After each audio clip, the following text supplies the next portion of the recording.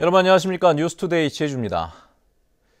최근 제주도 서쪽 바다에 우리나라에서는 처음으로 해상풍력발전단지를 만드는 공사가 시작이 됐는데요.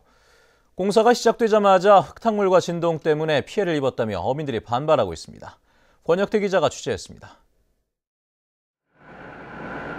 해안에서 500m 정도 떨어진 바다. 바지선에 세워진 크레인에서 긴 줄이 바다로 떨어집니다. 7톤짜리 줄을 달아 바닷속 안반을 부수는 작업입니다. 이 일대 바다에는 내년 8월까지 3km에 걸쳐 풍력발전기 10대를 설치하는 공사가 진행되고 있습니다.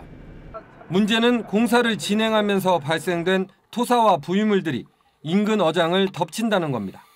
주로 우럭하고 다금바리 잡는데 지금 전혀 작업을 못하고 있습니다. 떼줄이 막 끓거지고 물 위에 가라냐 소라가 딱 심을 때까지 딱 밑에까지 가도록 캄캄해서 마시. 그러나 우리는 이제 무서워냥 작업 못하게 도저히. 공사 현장에서 직선거리로 100여 미터 떨어진 바다 목장도 타격을 받고 있습니다. 350억 원이 투입돼 수중 테마공원과 해상 낚시터 등이 지난달 문을 열었지만 토사와 진동 때문에 스쿠버 다이버들이 찾지 않아 개점 휴업 상태입니다. 하지만 마을 주민들은 보상조차 받지 못할 상황입니다.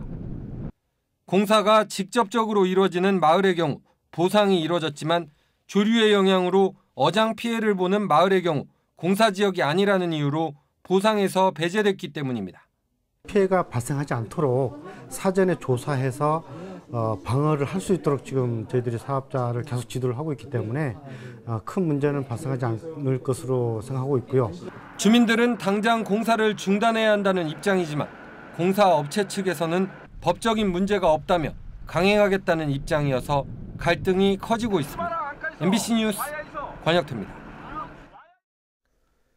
정부가 낚시어선을 타고 스쿠버 다이빙을 할 수 없도록 규제하는 바람에 제주 지역 다이빙 업계가 도산 위기에 처했다며 반발했었죠. 이번에는 또 다른 문제가 생겼습니다.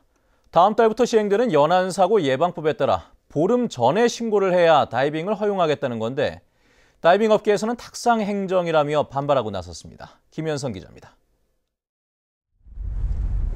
희귀 산호와 다양한 어종이 서식해 스쿠버 다이버들의 천국이라 불리는 문섬. 이맘때면 전국 각지에서 몰려드는 스쿠버 다이버들로 붐벼야 하지만 요즘은 다이버들을 찾아볼 수 없습니다. 낚시어선에 타는 게 그게 불법이라 그래서 다이버들이 타고 섬에 올 수 있는 합법적으로 올 수 있는 방법이 없습니다. 지금.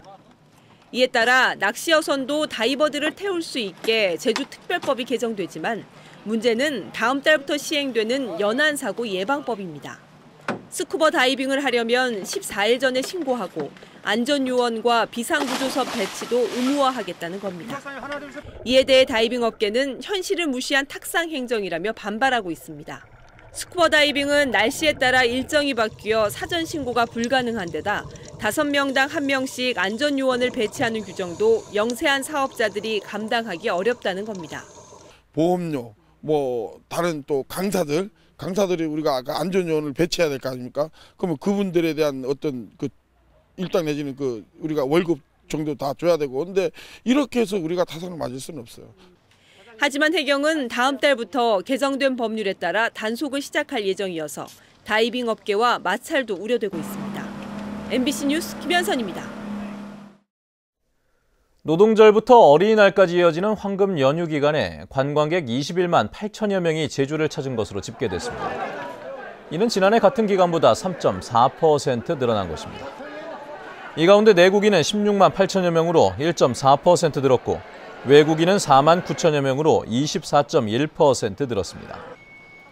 제주도 관광협회는 안개 등 기상 여건에 따른 불안감 때문에 당초 예상했던 23만 명보다는 관광객이 다소 줄었다고 밝혔습니다. 지난해 제주공항 국제선 면세점 특허를 따낸 한화갤러리아가 운영 첫 해부터 흑자를 냈다고 밝혔습니다. 이는 국내 면세점 사상 가장 짧은 기간에 흑자를 낸 것으로 한화는 올해 900억 원의 매출액을 목표로 잡았습니다. 한편 올 들어 제주 지역 면세점 매출액이 급증하면서 3월 대형 소매점 판매액 지수는 162.6으로 지난해 같은 기간보다 17% 올랐습니다. 우리나라와 베트남의 자유무역협정이 체결되면서 제주 농민들의 불안감이 높아지고 있습니다. 중국산보다 더 싼 베트남 농산물이 들어올 경우 1차 산업이 사실상 붕괴한다는 이야기까지 나오고 있습니다. 이소현 기자입니다. 국내 최대 당근 주산지인 제주시 구자읍에서는 지난해 당근을 자율적으로 폐기하자는 결의대회가 열렸습니다. 한 아세안 FTA로 지난 2010년부터 관세가 철폐된 베트남산 당근이 쏟아져 들어오면서 가격이 폭락했기 때문입니다. 지난해 우리나라에 수입된 베트남 당근은 5,000톤, 재작년보다 무려 100배나 늘었습니다. 제주산보다 20%나 싼 데다 국내 당근과 같은 종자를 베트남으로 가져가 심은 뒤 역수입까지 하고 있기 때문입니다. 지난해 이제 농약값이라든지 비료 때도 아직 상환 못한 농민들이 상당히 많습니다. 이런 상황에서 또다시 이제 다른 이제 중국도 아닌 베트남산 수입 당근까지 같이 들어오면 점점 우리 제주산 당근이 설 자리를 잃지 않을까. 현재 베트남의 경우 당근 저온 저장 창고 시설이 부족해 국내에 연중 들어올 수 없지만 이번 FTA 체결과 함께 시설까지 확보가 된다면 중국산에 이어 수시로 들어올 수 있어 위기감이 더욱 고조되고 있습니다. 또한 베트남 FTA에 따라 열대과일과 마늘, 생강과 돼지고기 등도 10년 안에 관세가 사라집니다. 2025년부터는 값싼 베트남산 망고와 용과 등이 무관세로 수입된다는 겁니다. 기후온난화로 열대과일 재배가 급증하는 제주 지역은 타격을 입을 수밖에 없고 감귤 소비에도 영향을 미칠 것이라는 관측도 나오고 있습니다. 값싼 열대과일하고 감귤하고 비교했을 때 소비자들이 그만큼 열대과일도 소비하고 같은 시장 내에서 그만큼 양이 많아진다는 얘기이기 때문에 그만큼 감귤의 가격이 폭락하고.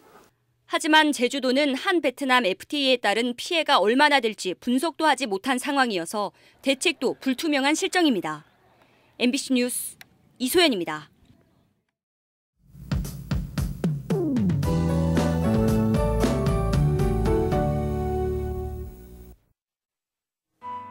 네, 오늘도 큰 일교차에 주의하셔야겠습니다. 출근길 기온은 어제보다 올라 있지만 일교차가 10도 안팎까지 크게 벌어지겠는데요.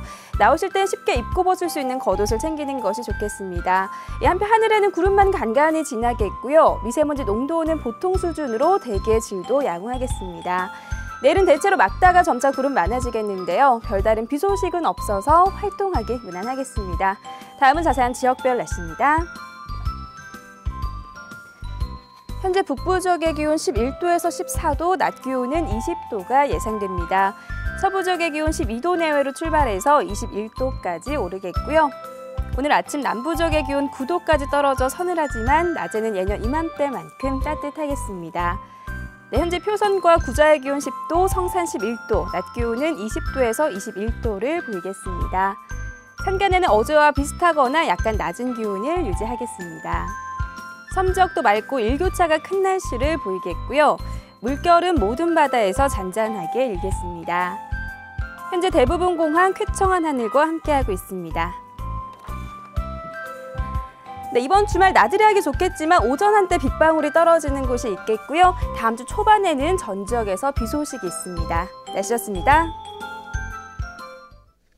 어제 오후 6시 반쯤 제주시 조천읍 대을리안 도로에서 67살 김모 씨가 몰던 승용차가 전신주를 들이받아 김 씨가 크게 다쳐 병원으로 옮겨졌지만 숨졌습니다. 경찰은 목격자 등을 상대로 정확한 사고 원인을 조사하고 있습니다.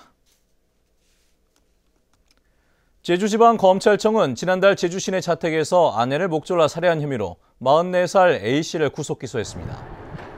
검찰은 A씨가 아내가 거실에 쓰러져 있었다며 범행을 부인하고 있지만 인터넷으로 보험금과 부검 등에 대한 정보를 검색했고 외부에서 집에 침입한 흔적이 없는 데다 목이 졸려 숨졌다는 부검 결과도 나와 보험금을 노려 아내를 살해한 것으로 보인다고 밝혔습니다. 네, 뉴스투데이 제주를 마칩니다. 시청해주신 여러분 고맙습니다.